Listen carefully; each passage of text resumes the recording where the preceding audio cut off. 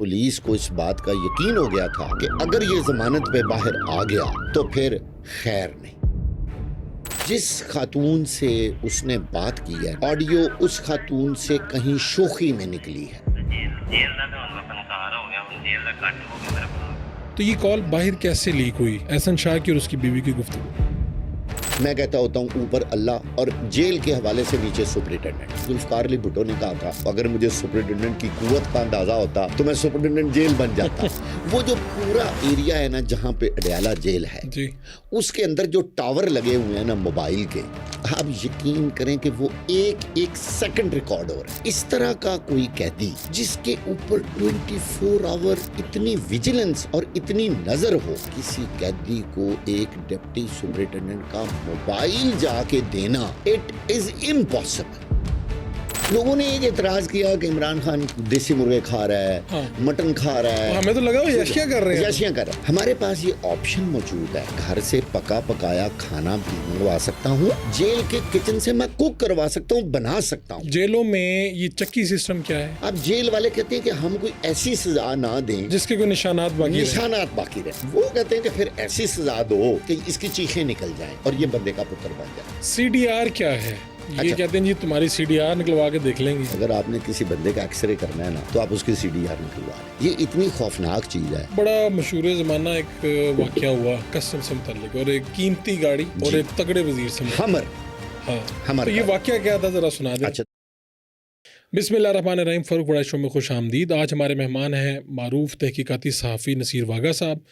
मेरे जहन में बहुत से सवालात हैं जो कि आपके जहनों में भी होंगे, और इनका बड़ा वसी तजर्बा है सहाफ़त का। इन्होंने FIA, जेल और पाकिस्तान के जितने बड़े इदारे, इवन कस्टम, उनको ख़ुद इन्होंने कवर भी किया, बड़े बड़े वाक़यात देखे। इनके पास सैकड़ों कहानियाँ ऐसी।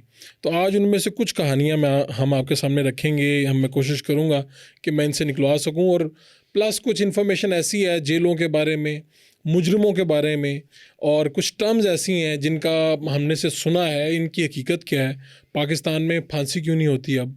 ये CDR क्या चीज़ है? जेलों में चक्की क्या होती है? जेलों में जराइम कैसे होते हैं? वहाँ से गैंग चलते कैसे हैं? ये सारी बातें आज नसीर वाघा साहब से पूछेंगे। वाघा साहब, बहुत शुक्रिया, आपने टाइम दिया। सबसे पहले तो अब आपकी तो एक्सपर्टीज़ काफ़ी इन मामलात में है, हम जेलों से स्टार्ट करते हैं। अभी एक रिसेंट वाक़या हुआ है तो ज़रा लोगों की आसानी हो जाएगी। एहसन शाह ये नामज़द थे अमीर बालाज टीपू केस में, जिन्होंने इन्फॉर्मेशन वगैरह दी थी। इनकी पहले एक कॉल, बल्कि पहले मेरे ख्याल में पहले कॉल आई सामने कि जिसमें अपनी बीवी से ये बात कर रहे हैं और कह रहे हैं कि मैं बड़ा फनकार हो गया हूँ और मैं सरप्राइज़ दूंगा, मुबैना तौर पे वो कत्ल करने की बात मैं करवा दूंगा। तो मैं सोच रहा था उस दिन से कि ये कॉल उन्होंने जेल में बैठ कर की है और जेल के PCO से की होगी गालबन, ठीक है। तो ये कॉल बाहर कैसे लीक हुई? एहसन शाह की और उसकी बीवी की गुफ्तगू। देखिए, मेरा एक्सपीरियंस या जो मैं हालात वाक़यात देखता हूँ कि जेल के अंदर एक तो जब भी कोई कैदी जाता है उसको इजाज़त होती है कि वो 3-4 नंबर जेल वाले उससे पूछते हैं कि भाई जहाँ तुमने बात करनी है। ये भी चंद जेलों में ये सहूलत उन्होंने दी है ये करने की, PCO पे बात करने की। और मैं यहाँ आपको ये भी थोड़ी सी इन्फॉर्मेशन देता जाऊँ कि बहुत अनकरीब वीडियो कॉल की सहूलत भी आजमाइशी तौर पे कोट लखपत जेल में शुरू हो चुकी है। और बाकी अब सब में, ये पंजाब की सब जेलों में दी जाएगी बाद में कि आप बैरून मुल्क भी अपने अजीज़ों, उससे एक फ़ायदा ये हो जाएगा कि मुलाकात का प्रेशर कम हो जाएगा। अच्छा, अब हम अपने पॉइंट की तरफ आते हैं। देखिए, एहसन शाह की कॉल जो सारे मीडिया पे आई, उसमें एक तो यह है कि उसने, ये तो तय बात है कि उसने ये कॉल जेल से की है, ठीक है, जेल में PCO लगा हुआ है। अब ये बात तो 100% है कि जेल से होने वाली हर कॉल रिकॉर्डेड होती है, चाहे वो किसी फ़ोन से हो रही है, चाहे वो किसी PCO से हो रही है, कहीं से भी हो रही है। नहीं, देखिए, PCO के अलावा वहाँ से कॉल नहीं हो सकती, जैमर लगे रहते हैं।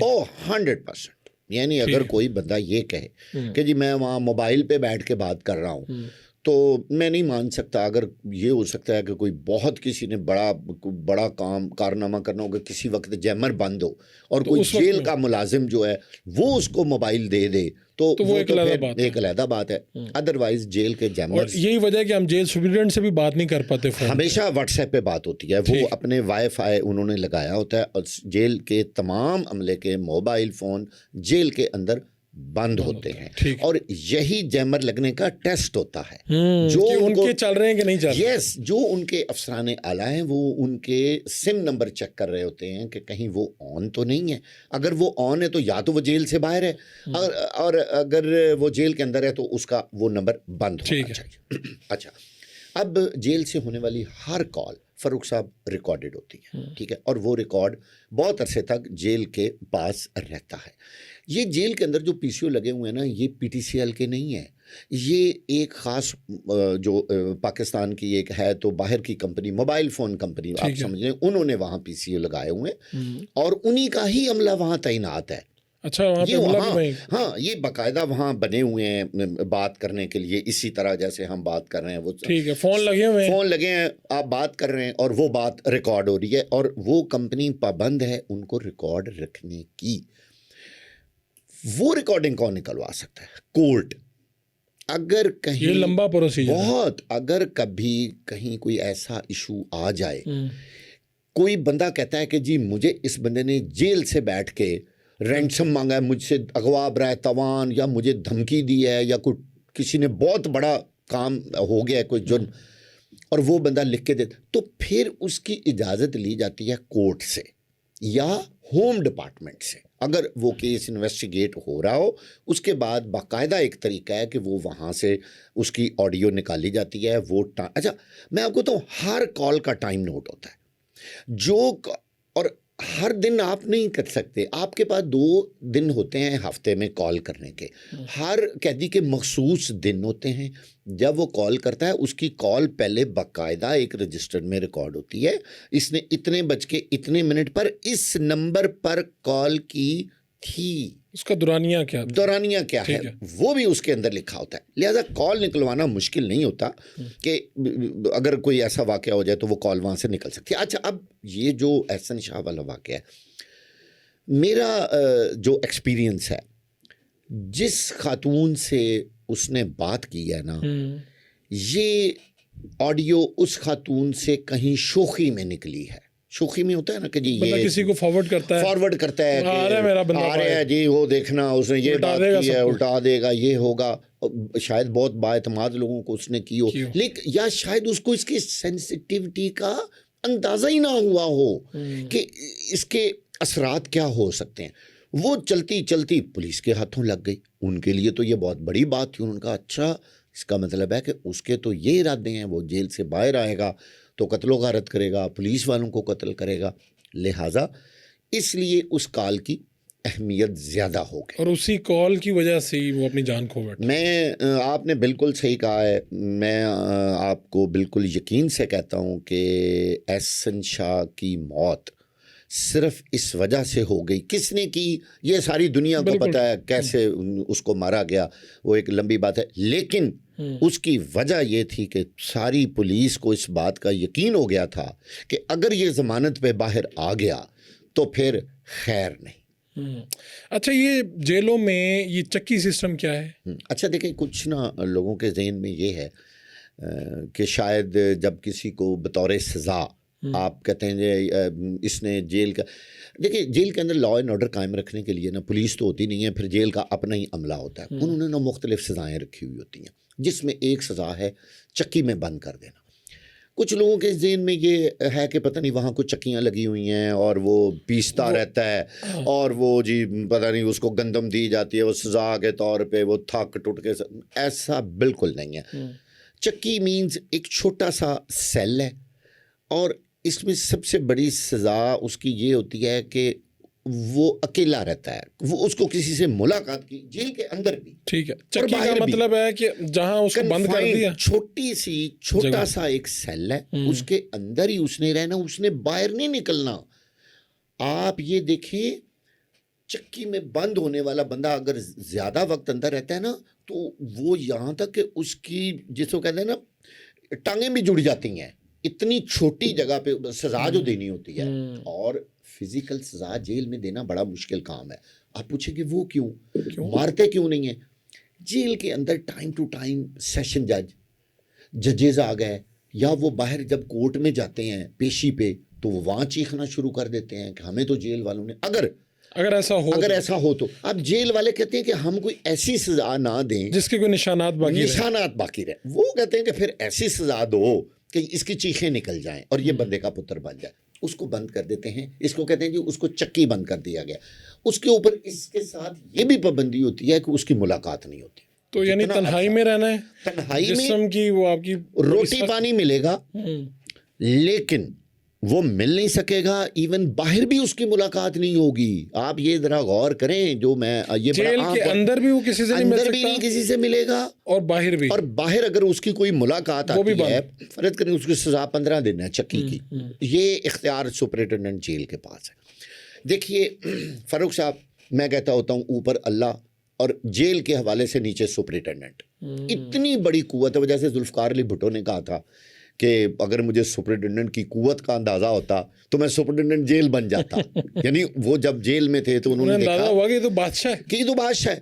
अब वहाँ उसका कंट्रोल इतना होता है कि एक जैसे कहते हैं ना, वो जो कहते हैं ना, परिंदा भी पर नहीं मार सकता, इतना कंट्रोल होता है सुपरिटेंडेंट। अच्छा, इसी से आगे मैंने बढ़ना है। अब चूंकि जेल की बात हो रही है तो मुमकिन नहीं है कि अडयाला की बात हो और अडयाला की कैदी की बात ना हो। ये मुमकिन नहीं है। इस वक्त के वो बड़े पॉपुलर कैदी, टॉक ऑफ द टाउन है जी वो अडयाला और वो। अच्छा, अब ये खबरें चली कि जी वो एक साहब थे जो सुपरिटेंडेंट थे साबिक, वो डिप्टी सुपरिटेंडेंट अकरम साहब जी, उनके हवाले से वो उनके कहीं सहूलतकार थे, अंदर मोबाइल देते थे, चीज़ें देते थे। क्या ये सब मुमकिन है? आप अपने तजर्बे से, मुशाहिदे से, और इस दौरान आप लोगों से राब्ते में भी रहे हैं यकीनन, तो आप क्या इसमें से नतीजा निकालते हैं कि ये जो सारी बातें की जा रही हैं इनमें कुछ हकीकत है या नहीं है? अच्छा फ़ारूक साहब, अब ये तो अल्लाह बेहतर जानता है हमारे इस प्रोग्राम का रिज़ल्ट क्या निकलता है। और मेरी इस इंफॉर्मेशन के बाद, चूँकि मैं आपको ये यकीन से कहता हूँ कि मेरी बहुत डीप ऑब्जर्वेशन और मैं जेल के अंदर पूरे सिस्टम से मुकम्मल वाकिफ़ हूँ। ठीक है। हमने अभी बात की कि जेल के अंदर जैमर हैं और कोई माई का लाल, देखिए बिजली चली जाए या कोई तूफ़ान आ जाए या कोई, जेल के अंदर वैसे बिजली का अल्टरनेटिव सिस्टम होता है। मैं आपको बताऊँ, वहाँ अंधेरा नहीं होने देते, या जेल के अपने लोग मिल जाएं या मिल जाएं तो जैमर बंद हो जाए तो वो तो चलो एक अलहदा बात है। लेकिन इस तरह का कोई कैदी जिसके ऊपर 24 आवर इतनी विजिलेंस और इतनी नज़र हो, वो कैमरों की सूरत में हो, वो अपने लोग जो उन एजेंसीज के काम कर रहे हैं, जेल के अपने मुलाजमीन, उनकी मौजूदगी में किसी कैदी को एक डिप्टी सुपरिटेंडेंट का मोबाइल जाके देना, इट इज़ इम्पॉसिबल। अच्छा सर, देखिए सर, बड़ी अथॉरिटी होती है डिप्टी की। मैं आपको कह रहा हूँ कि जब सुपरिटेंडेंट नहीं ना होता तो फिर डिप्टी सुपरिटेंडेंट किंग होता है। अच्छा, फिर डिप्टी सुपरिटेंडेंट एग्जीक्यूटिव, आगे 3-4 डिप्टी सुपरिटेंडेंट होते हैं। एक एग्जीक्यूटिव होता है, एक जुडिशियल होता है, एक डेवलपमेंट होता है, और वैसे अब एक एजुकेशन का भी बन वैसे गया भी अडाला जो कि बड़ी है तो यहाँ पे ज़्यादा होंगे। डिप्टी सुपरिटेंडेंट एग्जीक्यूटिव एक ही होता है हमेशा, और सुपरिटेंडेंट भी एक होता है, जितनी बड़ी मर्जी जेल हो। अच्छा, जब सुपरिटेंडेंट साहब नहीं होते तब उस वक्त डिप्टी सुपरिटेंडेंट जो है बादशाह होता है वहाँ का। अब कोई भी मुलाजिम जो है, इतनी सेंसिटिव सूरत हाल में कोई मोबाइल वहाँ लेके चला जाए और बात करवाए, यार मैं इससे भी बड़ी आपको बात बताता हूँ। वो जो पूरा एरिया है ना जहाँ पे अडयाला जेल है जी, उसके अंदर जो टावर लगे हुए हैं ना मोबाइल के, आप यकीन करें कि वो एक एक सेकंड रिकॉर्ड हो रहा है। कभी हो सकता है कि वो फ़ोन वहाँ से कोई हो रहा हो और बाकी हमारी मुल्क की इतनी एफिशिएंट एजेंसीज उसकी कॉल ट्रेस ना कर सकें। आप एक बात बताएं, क्या आज तक कभी उस कैदी की कोई ऑडियो लीक हुई है मोबाइल पे, जो आप कोई क्लेम करें कि ये देखें इसने मोबाइल पे बैरून मुल्क बात की है या फलां बंदे से बात की तो है? आप इस इम्कान को मुस्तद करते हैं अपने मुशाहिदे में? बिल्कुल नहीं। तजर्बे अच्छा, में। अब वो जो कहते हैं ना पैगाम रसानी, वो क्या है? वो पैगाम रसानी सिर्फ ये है कि चूंकि जेल का एक मखसूस अमला उस कैदी तक उनकी रसाई हासिल है, सबकी नहीं। मैं अपने मुशाहिदे से बता रहा हूँ वो क्या पैगाम रसानी है। वो सिर्फ वर्बल, ज़बानी, फ़लाँ को मेरा ये पैगाम दे देना, फ़लाँ को यार ये कह देना, उसको कहना मुझसे मिलने आ जाए, मुझे खाना इस तरह का चाहिए, मुझे मेडिसिन चाहिए, मुझे ये चीज़ चाहिए, कोई इस तरह का मुतालबा, इस तरह का। अच्छा, या अगर बाहर की पैगाम रसानी की भी बात करनी तो मैसेज ज़बानी कन्वे करना ये मुमकिन है लेकिन अगर कोई कहे कि कोई जेल का अमला जाके इमरान खान को मोबाइल फ़ोन देता है तो ये और वो मुमकिन है। ये नामुमकिन है ना। अच्छा, इसमें फिर अब आप इसका जवाब दीजिए कि ये जो उन्होंने बाहर इंटरव्यू दिया, टेलीग्राफ में कॉलम लिखा, जी ये किस तरह मुमकिन हुआ होगा? जी बिल्कुल ठीक बात है, आपने बड़ा ज़बरदस्त सवाल किया। देखिए, एक तो बात आप ज़हन में रखें कि जब वहाँ अदालत लगती है तो वहाँ वकला जाते हैं, उनके पास बहुत सारी फाइल्स होती हैं जो उनके पास रिकॉर्ड होता है, वो इमरान खान से मिलते हैं, उनसे सलाह मशवरा सारी चीज़ें दस्तखत। वो करते हैं, दस्तखत कराने होते हैं, उनसे वकालतनामे पे उनसे मशवरा करना होता है, सारी चीज़ें वहाँ होती हैं। ज़ाहिर है इमरान खान के पास से कोई ऐसे वकला हैं, कोई ऐसे उनके लोग हैं जो उनसे डॉक्यूमेंट्स भी लेते रहे हैं। उन डॉक्यूमेंट्स में यकीनी तौर पे कोई ना कोई चीज़ इमरान खान ने पहुंचाई है जिसकी वजह से वो सारा कुछ छप, देखिए बोल तो वो सकता नहीं, फ़ोन वो कर नहीं सकता, तो वो लिख के दिया होगा। वो उसने यकीनी तौर पे, देखें हर कैदी को लिखने की इजाज़त होती है, आप कैदी को कागज़ पेंसिल से महरूम नहीं कर सकते, ये उसका बुनियादी हक है, ये वो बज़रिया अदालत भी ले सकता है। अब उन्होंने किसको लिख के दिया है, ये गया इस तरह ही है कि किसको पेपर दे दिया सर, और कोई ये बताएं कि आपकी खबर क्या है कि अंदर कई दफ़ा ये चलती है कि उस कैदी के वहाँ पर सभी दीवाने हो जाते हैं, जेल अमला और ये वो, और एक ख़बर ये चलती है कि बहुत सख्ती है वहाँ पे और उनका सांस तक बंद किया हुआ, यानी इसको मुहावरतन मैं कह रहा हूँ, हकीकत क्या है? फ़ारूक साहब, मेरी जो इतलात है, मैं आपको ऐनी शाहिदीन की बात बताने लगा हूँ, और यकीन जाने कोई पॉलिटिकल बात नहीं है। अगर कोई हमारा सुनने वाला ये कहे कि यार हमारी कोई इमरान खान से एफिलिएशन है या किसी पार्टी, आपको होता है हम लोग बड़े न्यूट्रल हैं यार, हम तो देखें कैद ही होती है और जेल ही होती है ना। आप वहाँ AC लगा लें, जो दुनिया में सबसे बड़ी सज़ा जेल क्यों है भला? अब मतलब मैक्सिमम सज़ा जेल ही होती है ना। किसी शख्स को कन्फाइन कर देना, जेल नाम ही इस चीज़ का है कि आपने उसको आम मुआशरे से काट के रख देना, और ये बहुत बड़ी सज़ा होती है। आप कभी तसव्वुर करें कि आपको किसी आम कमरे में बंद कर दिया जाए, जिसे कहते हैं हाउस अरेस्ट, मेरी मर्जी के बगैर कर दिया जाए, तो इससे बड़ी सज़ा कोई, इससे बड़ी सज़ा क्या हो सकती है कि आप किसी को मिले साहब इसका, हालांकि आप अपने घर के कमरे में भी अगर आपको बंद हो तो ये बहुत बड़ी सज़ा होती है। ठीक है। अच्छा, इमरान खान के बारे में जो लोगों का ये ख्याल है कि जी वो शायद गिर गया है या वो बड़ा डाउन हो गया है और बड़ी उस पर तकलीफ़ है और वो रो रहा है और वो पीट रहा है, मैंने जिन लोगों से ऐनी शाहिदीन से बातें पूछी हैं, ज़ाहिर है उसमें कई जेल अफसरान भी शामिल हैं और कई और भी ऐसे भी लोग हैं जो उनको फ्रीक्वेंटली चाहे वो विज़िट करते हैं, अदालत में मिलते हैं या उनसे, मुझे लोग कहते हैं कि ही इज़ सो फ्रेश, वो बिल्कुल फ्रेश है। और उनके मुताबिक, मैं तो उनको कोट करूँगा, वो कहते हैं कि जी उसको तो परवाह ही कोई नहीं जेल की, वो कहता कोई ऐसी बात नहीं है, आई एम ओके। एक बात मैं आपको बड़ी मज़े की बात सुनाने लगा, मैं चूँकि उनका नाम नहीं ले सकता, एक साहब का, एक जेल के ऑफिसर उनके पास विज़िट करने गए बहुकुम सुप्रीम कोर्ट ऑफ पाकिस्तान। ठीक है। उनकी एक रिपोर्ट बनानी थी, जब इमरान खान साहब ने कहा जी मेरे ऊपर कैमरा लगा हुआ है, ये लगा हुआ है, फलाना लगा हुआ है, मेरे मतलब ये देखें ना, ये ज़्यादती हैं। वो रिपोर्ट बनाने गए तो जब वो इमरान खान के सेल में पहुंचे, ये लोगों के लिए बड़ी इंटरेस्ट की बात है, तो उन्होंने मुझे बताया कि इमरान खान ने एक ट्रैक सूट पहना हुआ था जो पंजाबी कहते हैं ना साइकिल चलाई जा रहा सी वो अपनी वो जो उनके पास जी जी जी, साइकिल चलाई जा रहा सी, तो मैनू ने लिफ्ट ही नहीं कराई। मैंने उनसे पूछा कि खान साहब आप बताएं कोई प्रॉब्लम? नहीं, मुझे कोई प्रॉब्लम नहीं है, भाई ये जो कैमरा है ना इसको थोड़ा सा दूर कर दे।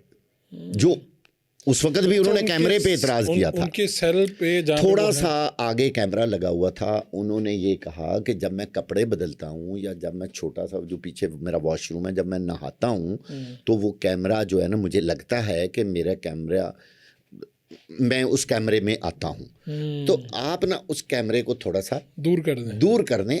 मैं ये तो नहीं कह सकता कि आप कैमरा उतार दें, आप लगा लें कैमरा। मैं बताऊँ दुनिया भर में ना, अच्छा, वो अफसर साहब कहते हैं जी, उन्होंने कहा बस ये मसला और उन्होंने कोई कहा चक्कर जी नहीं। कि बार बार मैंने पूछा और तो गाल कर खाने का साइकिल मसला, चलाने लग पड़े। हाँ उन्होंने कहा जी नहीं मुझे कोई खाने का मसला नहीं। उन्होंने कहा जी मुझे दाल शाल भी सारा कुछ पसंद है, एवरीथिंग इज ओके, मैं मज़े में हूँ। अब उनका ख्याल था कि इमरान खान कोई लंबी लिस्ट बताएगा, मुझे ये भी चाहिए, मेरा ये भी प्लान। कहते यार उन्हें गाली को नहीं की थी, वो बस साइकिल चलाई जाता है। और मैं बड़ा हैरान कि यार इस बंदे ने मुझे सच्ची बताऊं मुझे उसने सही तरह लिफ्ट ही नहीं कराई। और मैंने सोचा मैं रिपोर्ट में क्या लिखूंगा। उन्होंने कहा जी बस ये कैमरा पीछे करता हूँ एंड आई एम ओके, और वो जनाब साइकिल चलाई जा रहे हैं। और मैं काफ़ी देर खड़ा रहा तो मैं हैरान हो गया कि यार इस बंदे ने मुझे मेरे से सही तरह बात ही नहीं, मतलब जैसे एक कैदी के पास एक बड़ा ऑफिसर जाए और वो शिकवे ही बड़े होते हैं, तो वो तो शिकवे ही बड़े होते हैं कि फलां मुझे ये कहता हूँ। उन्होंने कहा मुझे कोई शिकवा नहीं, बस ये कैमरा थोड़ा सा पीछे कर दो। तो ये उनको भी आम जो इस तरह के कैदी होते हैं, साबिक वज़ीर आज़म हैं, पढ़े लिखे आदमी, ग्रेजुएट हैं, जी जी, तो इनको भी कोई मुशक्कती वगैरह या कोई इस तरह के लोग दिए जाते हैं? देखिए उनका ख्याल हर बी क्लास का जो उसको अब उसका नाम है बेटर क्लास, बेटर क्लास, ठीक है। बेटर क्लास का हर जो बंदा है उसके लिए एक मुशक्कती, वो मियाँ नवाज शरीफ को भी मिला, वो मोहतरमा मरियम को भी लेडी मिलती है, जो मियाँ शहबाज शरीफ अगर अंदर है उनको भी, हमजा शहबाज कोई भी, ठीक है, मतलब आसिफ अली जरदारी और ये मुशक्कती वही होता है जो अंदर का एक कैद काट रहा होता है, वो उसको लुक आफ्टर, मतलब बर्तन धो दिए, खिदमतगार कर दिया, यार मिल के खाना पका लिया, यार बर्तन धो दे, अच्छा ऐसे कर लें, वो उनको एक हेल्पर, मुशक्कती को हम हेल्पर, तो इनको भी मिला हुआ है जी डेफिनेटली। देखिए वो तो हर सूरत पे वो जेल मैनुअल में इजाज़त है उसकी कि आप एक मुशक्कती उनको दें, और वो इमरान खान को उन्होंने डेफिनेटली राज़ो न्याज़ करते होंगे खान साहब, वो तो बातें शातें उनके करते होंगे जाहिर है, और बेचारे ने क्या वो कर सकता है सिवाय कैदियों से बातें करने के। ये जो कहते हैं जी इदारे कहते हैं जी फटाफट कोई मसला हुआ है तो CDR निकलवा लो इसकी। हाँ जी, हम नए मौजू पे आ गए हैं जेलों से निकल के। जी जी, तो ये CDR क्या चीज़ है? अच्छा मैं फरूख साहब एक ना बड़ी ही अहम बात है अडियाला के हवाले से, जो लोगों ने एक एतराज़ किया कि इमरान खान देसी मुर्गे खा रहा है, हाँ, मटन खा रहा है, हमें तो लगा वो यशियां कर रहे हैं, यशियां कर रहा है। देखिए जेल के अंदर ना बेटर क्लास का, ये मैं बिल्कुल कानूनी बात आपको बता रहा हूँ, अल्लाह ना करे हम आप कभी बेटर क्लास में जाना पड़े, हमारे पास ये ऑप्शन मौजूद है। आप ज़रा गौर से सुनिएगा कि मैं घर से पका पकाया खाना भी मंगवा सकता हूँ, बिल्कुल ठीक, और मैं कच्चा राशन उसको कहते हैं वो मंगवा के मैं जेल के अंदर जेल के किचन से बनवा सकता हूँ। ये गौर करें, जेल के किचन से मैं कुक करवा सकता हूँ, बना सकता हूँ। ये बेटर क्लास के लिए, ये बेटर क्लास के लिए, और ये सारा खर्चा वो बंदा खुद देता है, स्टेट नहीं करता। नहीं, जेल बेटर क्लास का बंदा अगर कहता है जी मैंने रोज मटन खाना है, नो, वो कहेंगे जी वो हम वो क्या देंगे जो जेल के अंदर लंगर पकता है।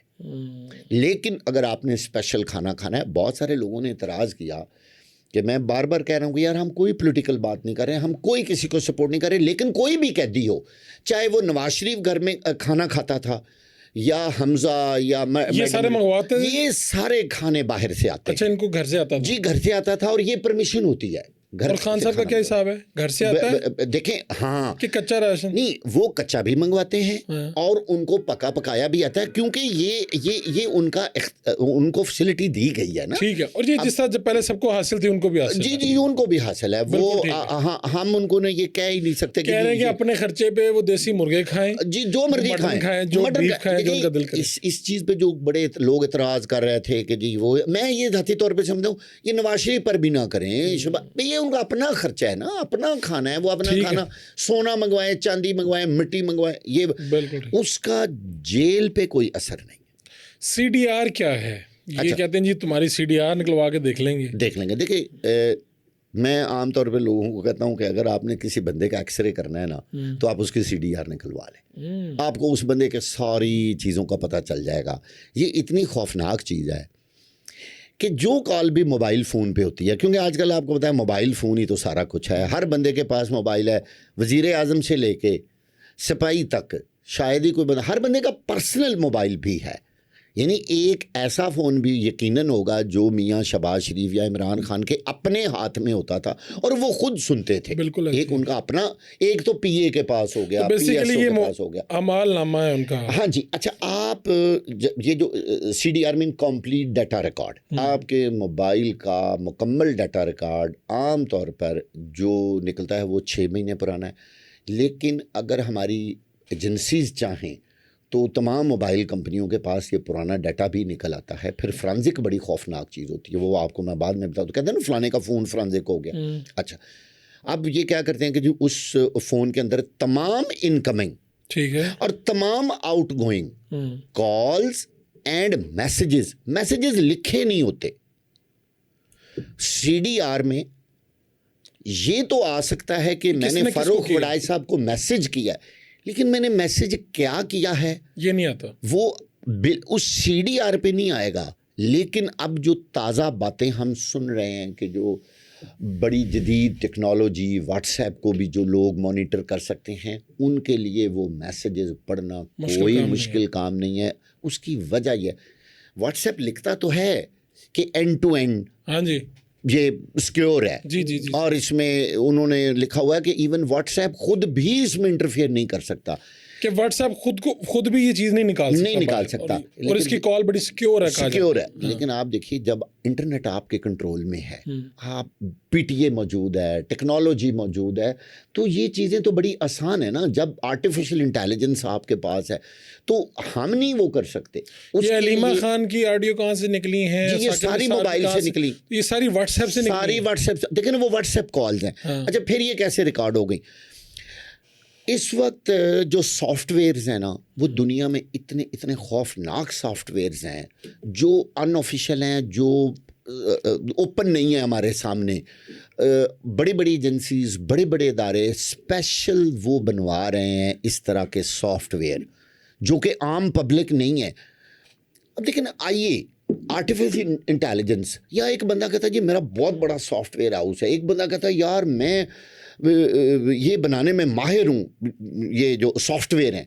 तो यार वो माहिर, वो तो सारी, वो फिर इसका मतलब एक ऐसा सॉफ्टवेयर बनाते हैं ना वहाँ बैठ के जो आम पब्लिक में नहीं है, और उसकी कीमत लाखों करोड़ों डॉलर होती है, वो चंद लोग खरीदते हैं। अच्छा, ये CDR में तो आजकल तो शायद इसका इतना ना रहा हो, क्योंकि आजकल तो जो हमारे टेररिस्ट हैं वो भी व्हाट्सएप कॉल करते हैं जी। आप देख लें सारे व्हाट्सएप, तो फिर CDR का तो दर्जा कम नहीं हो गया?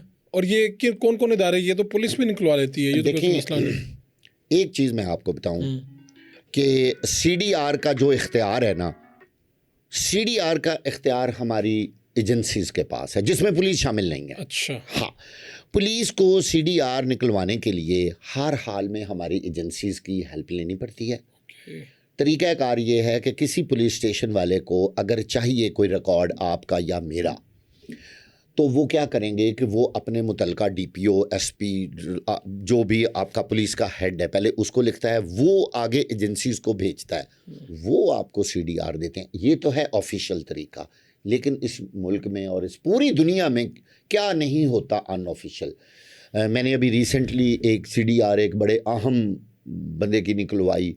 वो मेरी मजबूरी थी, मैंने अपनी एक ख़बर को प्रूव करना था कि यार जो मैं कह रहा हूँ वो ठीक है, जो मैं वो CDR के अलावा हो नहीं सकता था, और वो CDR मैंने निकलवा ली। यहाँ ऐसे ऐसे फनकार बैठे हुए हैं जो 2-3 हज़ार रुपया लेते हैं, आप कहते हैं नंबर दें, और आपके, वही मैं सोच रहा था कि हम तो पुलिस वालों को कहते हैं, CDR आ जाती है हमारे पास, आ जाती है ना, डायरेक्ट एजेंसी वालों को तो कहते ही नहीं कहते वो एक तो होता है ना।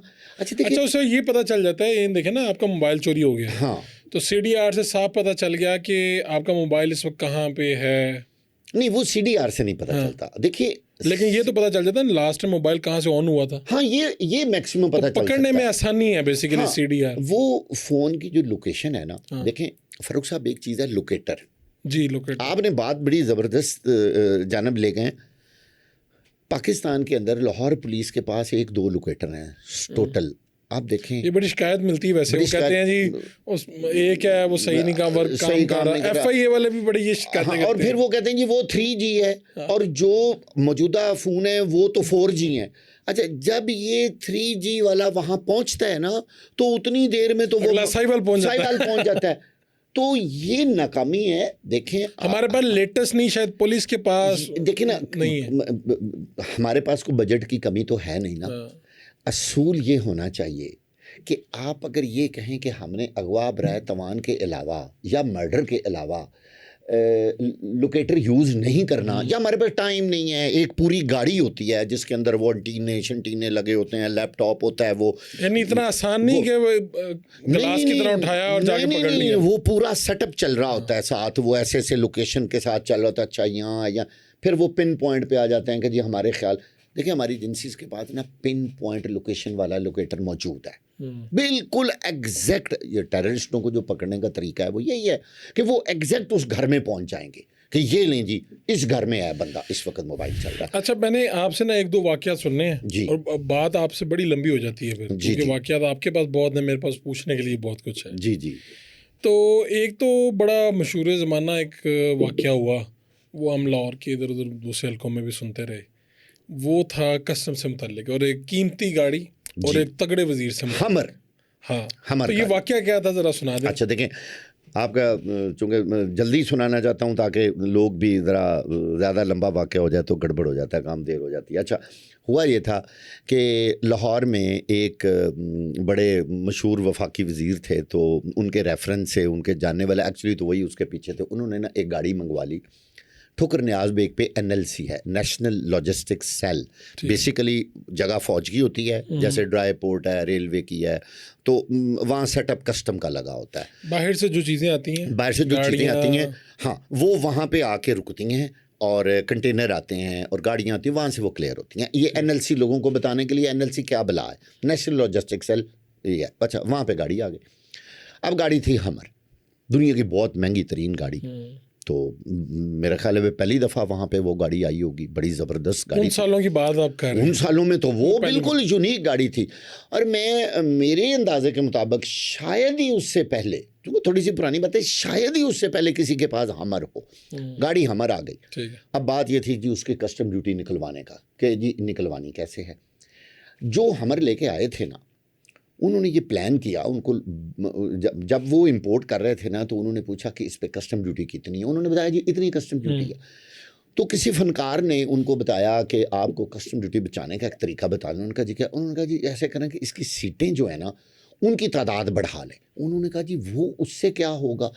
अब उससे होता ये है कि जिन गाड़ियों की सीटें 7, 8, 9, 10 होती हैं ना, 5 सीटर से जो ऊपर गाड़ियाँ हैं ना, अब ये पाकिस्तान की हुकूमत, पाकिस्तान के लॉ, कस्टम, FBR, अब आप खुद इससे अंदाज़ा लगा लें। वो कहते हैं जी कि वो वाली जब नंबर ऑफ़ सीट्स हो जाएंगी ना, तो वो पब्लिक ट्रांसपोर्ट में आ जाएगी। जितनी सीटें बढ़ती जाएंगी 5 से बाद, नहीं, हाँ 5 मतलब, तो ये पब्लिक ट्रांसपोर्ट वो वाली सारी फिर पब्लिक, चाहे वो बस में चली ये जाएगी, रूल है इस टाइम। ये रूल है ठीक है कि जी 5 तक वो महंगी होगी, कार होगी। जब वो 7, 8, 9, 10 में जाएगी तो वो पब्लिक ट्रांसपोर्ट में काउंट हो जाएगी। कानून बनाते वक्त ये नहीं कहा गया कि वो गाड़ी वाकई पब्लिक ट्रांसपोर्ट के लिए होनी चाहिए, यूज भी हो, ये जरूरी। अच्छा, गाड़ी आ गई। उन्होंने कहा जी कि ठीक है जी, कस्टम ड्यूटी लगाते हैं। जब उसके एग्जामिनेशन इंस्पेक्टर करने गया, हाँ जी लिखते हैं जी हमारे फलानी कितनी सीटें, उन्होंने वहाँ रौला पड़ गया। उन्होंने कहा जनाब ये तो 7, 8, 9 सीटर, इसके अंदर तो सीटें ज़्यादा लगी हुई हैं। लेकिन ये सीटें इतनी लगी नहीं होती, लेकिन लगाई गई थी। अच्छा, उन्होंने चक्कर चलाने की कोशिश की। जब वो रौला पड़ गया कि अब वो रुक गए, उन्होंने कहा जी हम कस्टम ड्यूटी, ये तो अच्छा। एक इसमें बड़ी मज़े की बात, जब इस तरह की यूनिक कोई चीज़ आती है ना, कस्टम अथॉरिटी क्या करती है? कस्टम अथॉरिटी फ़ौरन इंटरनेट पे जाके ना उस गाड़ी की सारी इंफॉर्मेशन कलेक्ट कर लेती है। कई पाकिस्तान में ऐसी चीज़ें भी आ जाती हैं जो हमारे कस्टम टैरिफ में नहीं होती। तो हो जाता है ना। देखिए जैसे कई नए जुर्म बन गए। अब आपने साइबर क्राइम, हमारी CRPC में नहीं था, उसके लॉज बाद में बने, फिर उसकी सजाएं बाद में बनी। अच्छा, तो बाज़ औक़ात कस्टम में कोई ऐसी चीज़ नई आ जाती है जिसका पता ही नहीं होता, लॉ में होती नहीं, नॉमेनक्लेचर, उसकी क्लासिफिकेशन, उसका HS कोड उसका नहीं पता होता। फिर ये क्या करते हैं, कहते हैं यार इसकी वैल्यूएशन निकालने के लिए नेट निकाल लो, वहाँ कितने डॉलर की है, उस पर इतनी परसेंट, उसके मुताबिक फिर ये ड्यूटी। अब जब उन्होंने निकाली तो उन्होंने कहा कि हमर तो 7, 8, 9 सीटर है ही नहीं, अब हम क्या करें, इसको कैसे करें। लो जी, बड़ा रौला पड़ा, बड़ा फटा पड़ा, बात आ गई डिप्टी कलेक्टर कस्टम के पास। उन्होंने जब उनके सामने फाइल गई, अप्रेजर, प्रिंसिपल अप्रेजर और इंस्पेक्टर गए, उन्होंने कहा जी ये गाड़ी है तो अब हम क्या करें। उन्होंने कहा जी नहीं हो सकती क्लियर, ये इन्होंने सीटें खुद चेंज की हुई हैं, तो जब खुद सीटें चेंज की हुई हों तो सॉरी, अब हम इसको पब्लिक ट्रांसपोर्ट में, तो इतनी महंगी हमर गाड़ी है तो कैसे निकाल सकते हैं। बड़ा फटा पड़ा जी। आखिरकार वो वज़ीर साहब बड़े मजबूत थे और दौर भी एक बड़ी मशहूर मारूफ पार्टी का था। उन्होंने FBR पे प्रेशर डाला, चेयरमैन पे और बाकी लोगों पे। आखिर कलेक्टर कस्टम ने अपने DC को कहा कि तुम ये गाड़ी क्लियर कर दो, उसी तरह पब्लिक ट्रांसपोर्ट के चक्कर में। DC साहब ने इनकार कर दिया। उन्होंने कहा जी मैं बहुत माजरत चाहता हूँ, मैंने ये गाड़ी क्लियर नहीं करनी, अगर आपने क्लियर करवानी है तो मुझे यहाँ से हटा दें, ट्रांसफ़र कर दें, कोई और DC ले आएँ, उससे आप करवा लें। कलेक्टर साहब पे प्रेशर बहुत ज़्यादा था, वो राज़ी थे क्लियर करने पे, क्योंकि उन्होंने अपनी पोस्टिंग बचानी थी माशाल्लाह। DC ने नहीं, उसने कहा जी मैं तो कुर्बानी देने को तैयार। कुर्बानी हो गई, उनको हटा दिया गया। अब जो नए DC आए उनको पूरी पोर्ट ने डराया कि जनाब अली पहला DC इस चक्कर में कुर्बान हो गया है, तो क्या करने जा रहे हैं। आप ये सोच लें, अगर आपने इसको पब्लिक ट्रांसपोर्ट में क्लियर किया तो उसके बाद एक नई राह खुल जाएगी और फिर सबको करना पड़ेगा। अब यहाँ मैं लोगों की दिलचस्पी के लिए ये बात बताना चाहता हूँ कि वो सीटें क्यों नहीं बढ़ सकती। कानून ये है कि जो मैन्युफैक्चरिंग में सीटें हों, अगर तो हमर 7, 8, 9 सीटर ओरिजिनल बनती हो तो फिर तो हो जाता उसकी चेसी, लेकिन ये लगाई गई थी। हाँ, उसकी लंबाई, वो पूरी गाड़ी उसके मुताबिक उन सीटों के बताई गई हो तो फिर तो कस्टम कहता है ओके। लेकिन जब आपने अल्ट्रेशन, जिसको हम कहते हैं, ये अल्ट्रेशन थी, तो फिर हुआ क्या। अच्छा, वो अगर वो होता तो फिर अल्ट्रेशन करा के लोग ड्यूटी चोरी करते रहते, कस्टम ड्यूटी। अच्छा, फ़ारूक साहब, उसके बाद ये हुआ कि नए DC साहब आए, फड्डा वहीं का वहीं पड़ा हुआ। उतनी देर में मीडिया में बातें आ गई, शोर मचा, तो पूरा कस्टम डर गया, कलेक्टर साहब भी डर गया, चेयरमैन FBR भी डर गया। उन्होंने कहा यार ये तो मर जाएंगे, ये तो एक नया जो है खुल जाएगा, एक नया पंडोरा बॉक्स खुल जाएगा।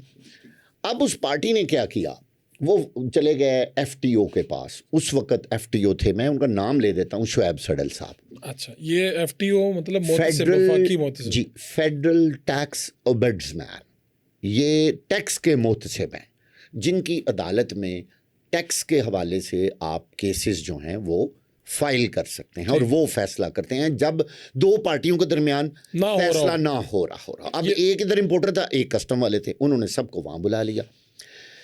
अब ज़ाहिर है उनको गवर्नमेंट ने लगाया हुआ था, उनको इतना प्रेशर आया कि उन्होंने एक ऐसा रास्ता निकाला कि आप सुन के हैरान हो जाएंगे। उन्होंने कहा अच्छा ठीक है, गाड़ी इनको दे दें और बैंक गारंटी ले लें इनसे।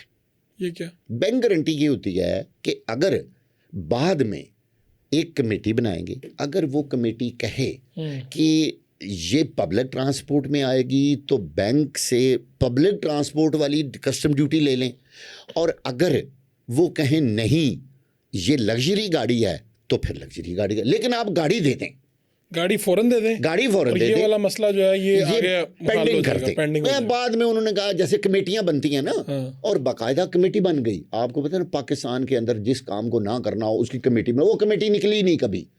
ये वो कमेटी होती है इस तरह से गाड़ी पहुंच गई उनके पास। गाड़ी सर उनके पास पहुंच गई।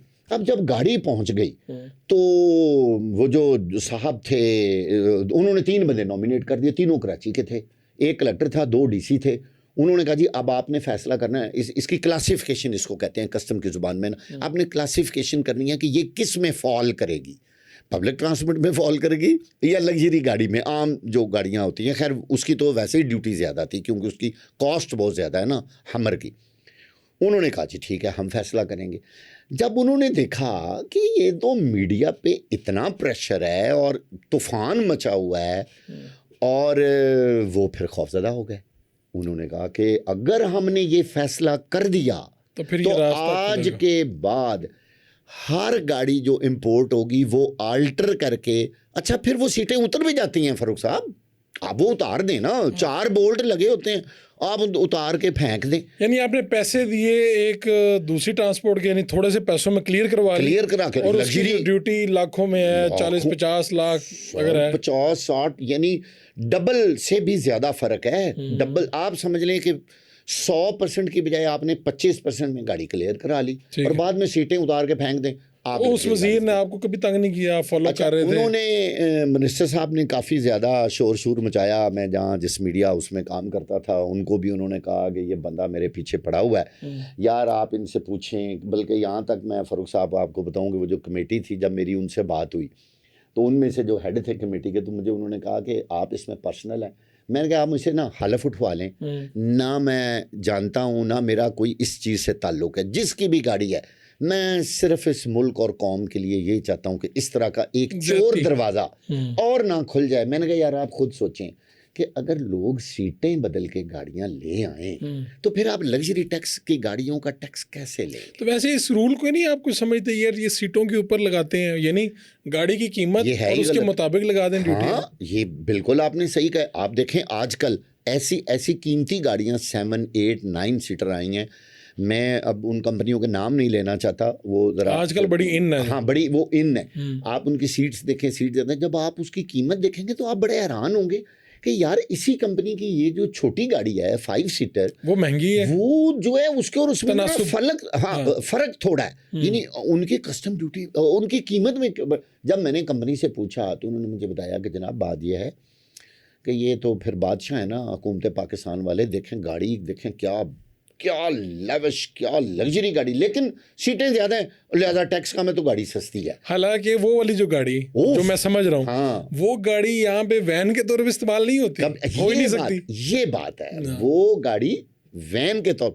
अब दूसरी तरफ वो तो यहाँ पे अमीर लोगों ने रखी हुई है, कंफर्ट वाली गाड़ी है, हाँ मज़ेदार। अब आप दूसरी तरफ कस्टम के काम देखें। एक दफ़ा ऐसा हुआ फ़ारूक साहब कि एक कलेक्टर साहब हैं जो आजकल FTO हैं, मैं नाम ले देता हूँ, डॉक्टर आसिफ जा साहब, वो यहाँ पे कलेक्टर एडजुडिकेशन थे। चूँकि वो डॉक्टर हैं, एक कंपनी ने ना गाड़ी मंगवाई, एम्बुलेंस मंगवा ली। ठीक है। अब वो गाड़ी एम्बुलेंस के तौर पे इस्तेमाल तो नहीं हो रही थी, लेकिन हॉस्पिटल में इस्तेमाल हो रही थी। यानी कभी नर्सेज को छोड़ने जा रहा है, कभी उसमें मेडिकल का काम हो रहा है, कभी इस तरह की चीज़ें। वो ना मल्टीपर्पज़ थी गाड़ी, मरीज़ों को भी लाने ले जाने के लिए एमरजेंसी में इस्तेमाल हो रही थी। कस्टम वालों ने ना वो गाड़ी पकड़ ली रास्ते में जाती हुई। उन्होंने कहा कि ये तो एम्बुलेंस के चक्कर में क्लियर हुई है और ये गाड़ी आप इस तरह इस्तेमाल करें। गाड़ी कस्टम ने जब्त कर ली। अब वो चूँकि डॉक्टर थे तो कलेक्टर एडजुडिकेशन थे, उनकी अदालत में, वो कस्टम की कोर्ट है, उसके वो हेड थे। उन्होंने गाड़ी रिलीज़ कर दी, अपने महकमे के ख़िलाफ़ फ़ैसला कर दिया और उन्होंने फ़ैसले में लिखा कि अगर तो ये गाड़ी इनके घर इस्तेमाल हो रही होती तो फिर तो बात ठीक थी, तो फिर तो बात ठीक थी। लेकिन ये तो तो इस्तेमाल हॉस्पिटल के लिए रही है और एम्बुलेंस के नाम पे आई है। हाँ, अगर ये फैमिली के लिए इस्तेमाल हो रही होती या किराए पे गाड़ी कहीं दी हुई होती तो फिर तो ज़ब्तगी बनती थी।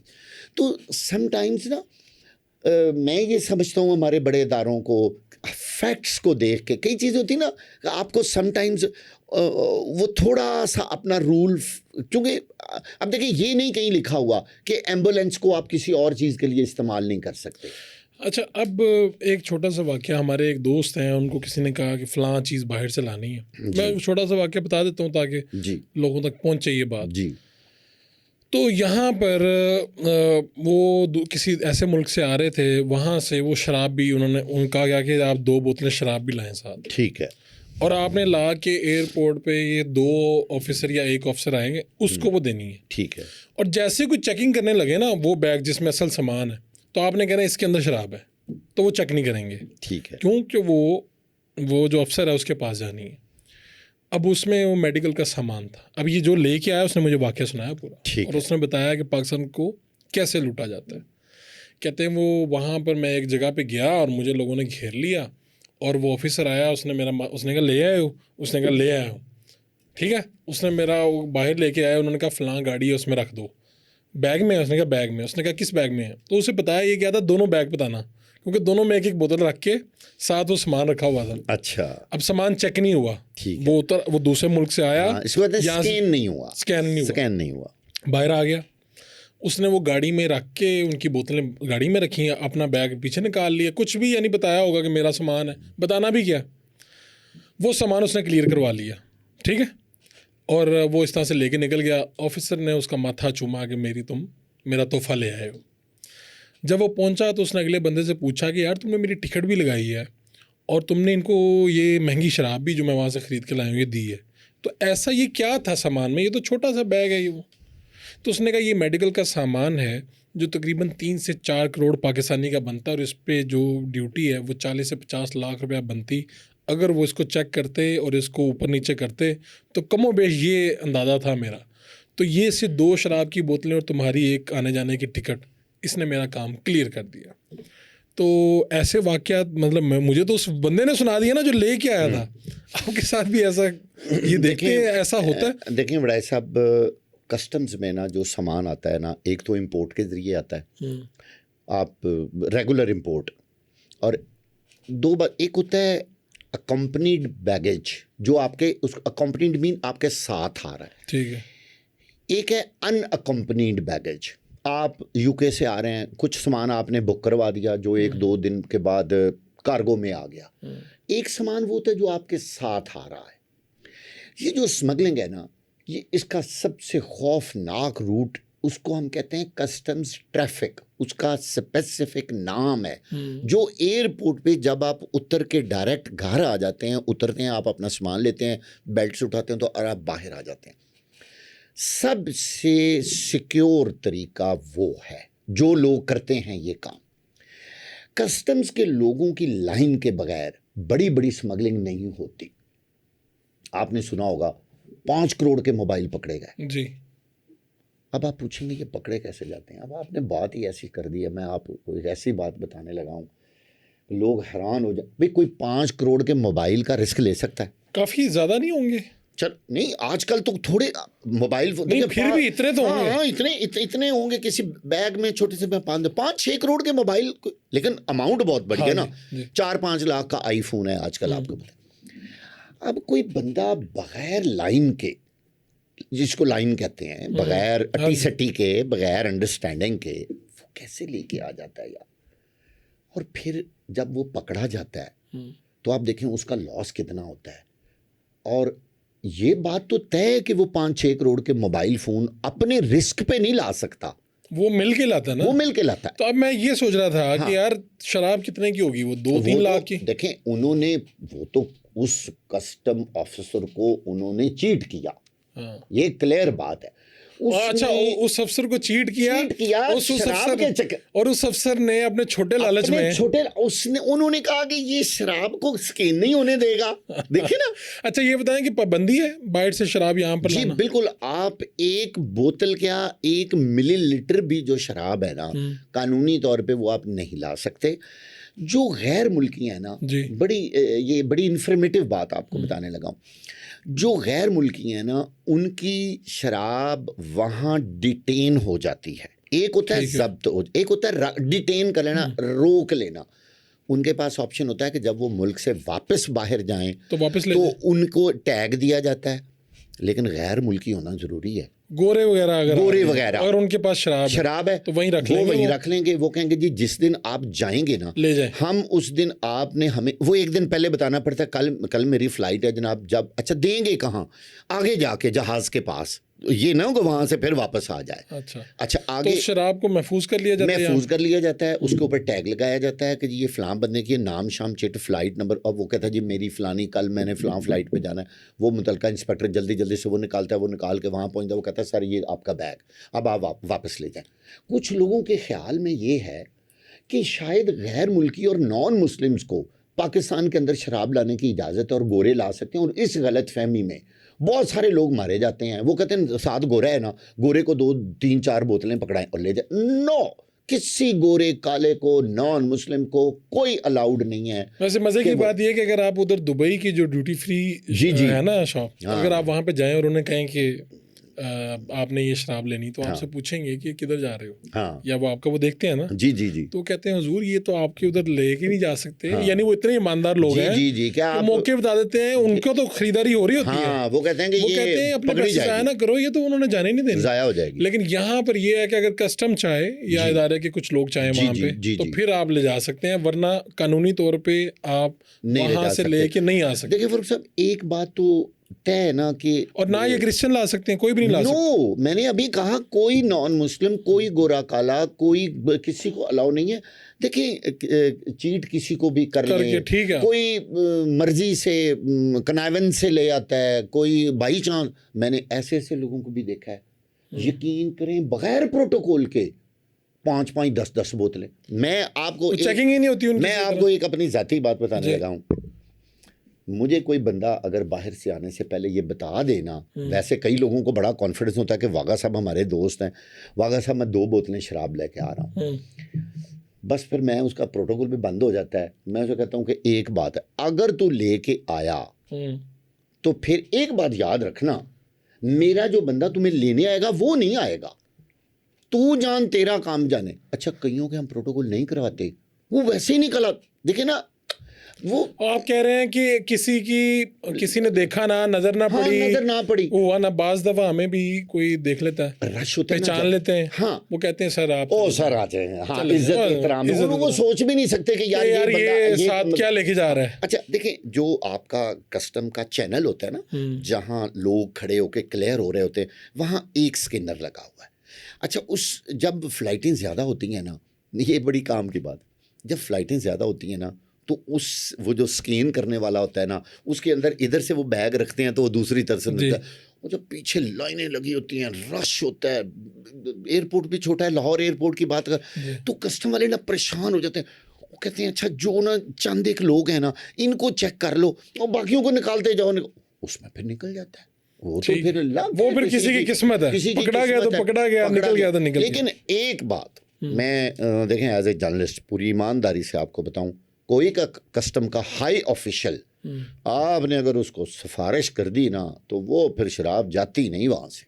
अच्छा, नो नो नो, आपने उनको कहा ना अगर कि वो शराब आ रही है निकलवा दें, एसी को, सर जी आप समझ लें कि उस बंदे के पास अगर पेंसिल भी है ना, तो वो भी फिर पकड़ी जाएगी।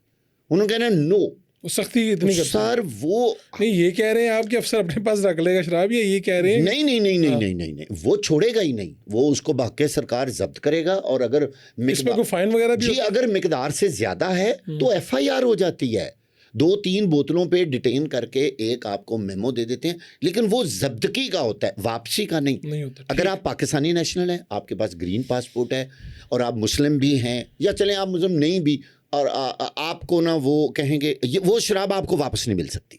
वापस किसको मिलेगी? जो गैर मुल्की है, सिर्फ वो वापस मिला सकता। बहुत शुक्रिया आपका नसीर वागा साहब। इंशाल्लाह हम किसी दिन इसी तरह की नशिस्त रखेंगे, और उसमें ये इसी तरह बात से बात निकलती है, लेकिन बड़ा मज़ा आता है। आपके पास इंफॉर्मेशन है और हमारे पास सवाल है। हाँ तो इंशाल्लाह आपके हर सवाल का जवाब होगा, और मैं कोशिश करता हूँ कि बड़ा न्यूट्रल और लोगों की इंफॉर्मेशन के लिए आपने इंफॉर्मेशन दी है। मैं चाहता हूँ कि हम एक साइबर क्राइम पे बड़ा प्रोग्राम करें, इंशाल्लाह लोगों को हम अवेयरनेस दें। आने वाले दिनों में हम बिल्कुल करेंगे। किस तरह लोग कॉलों पे लुट रहे हैं, लोग किस तरह, इंटरनेट कितनी कीमती चीज़ है, और मोबाइल, और किस तरह लोग इसको मिसयूज़ कर रहे हैं, और हमारे साइबर क्राइम का उसमें क्या रोल है, FIA क्या कर रहा है, हम क्या कर रहे हैं, लोग क्या कर रहे हैं, बचना कैसे है। लोगों को हम गाइड करें कि भाई खुदा का वास्ता है आप बचें इस चीज़ से। लेकिन जुर्म से बचेंगे तो जुर्म की तादाद कम हो जाएगी, आप नहीं बचेंगे। इंशाल्लाह जी इस पे करेंगे। आपको ये हमारा पॉडकास्ट कैसा लगा, अच्छा लगा, बुरा लगा, आप इत्तेफाक कर सकते हैं, इख्तलाफ कर सकते हैं, लेकिन अपना फीडबैक ज़रूर दीजिए। इंशाल्लाह फिर मुलाकात होगी अल्लाह ने के बाद।